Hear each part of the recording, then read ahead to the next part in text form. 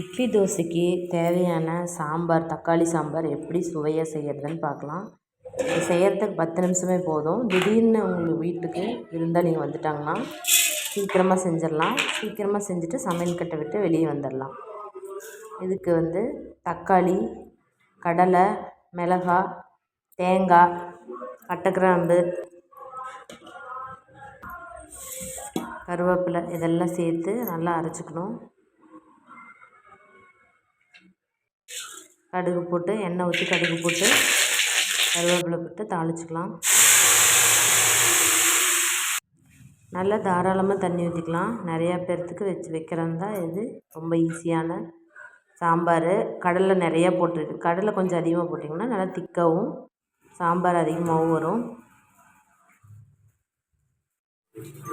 இது இட்லி, தோசை, பணியாரம் எல்லாத்துக்கும் சூப்பராக இருக்கும். நல்லாவும் சாப்பிடுவாங்க.